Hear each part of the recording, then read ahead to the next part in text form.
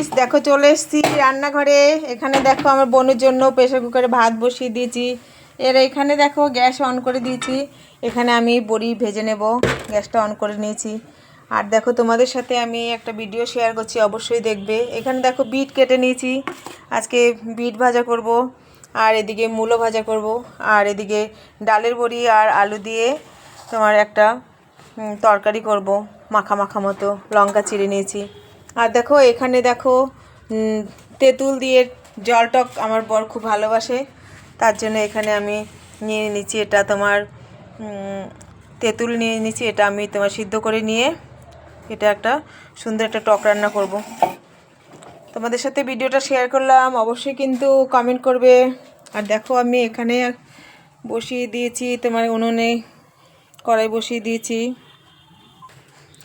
গোপালকে ভোগ দেবো বন্ধুরা, তার জন্য আমি এখানে রান্না করছি।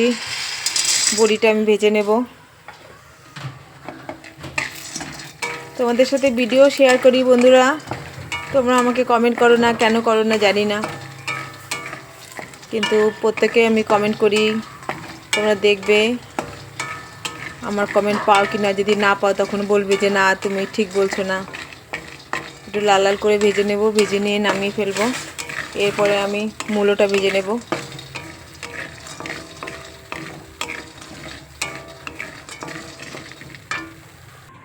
দেখো কড়াইতে তেল দিয়েছি, বড়িটা নামিয়ে এবার আমি কালো জিরে দিয়ে দেব।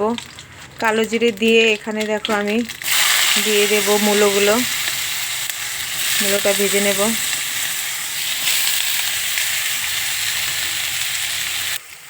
দেখো বন্ধুরা আমার মূলো ভাজা হয়ে গেছে, এবার আমি এটা নামিয়ে নেব। এরপর আমি বিটটা ভাজবো। বন্ধুরা দেখো কড়াইতে তেল দিয়েছি, আর দেখো কালো জিরে খাওয়া কিন্তু ভীষণ ভালো শরীরের পক্ষে। তা বেশিরভাগ আমি কিন্তু কোনো কিছু ভাজাভুজি করতে গেলে কিন্তু আমি কালো জিরেই দেই। এবার আমি বিটটা ভেজে নেব। বিট কিন্তু খুব বেশি ভাজতে হয় না, একটু কম ভাজা হওয়ার পরে কিন্তু আমি নামিয়ে ফেলবো।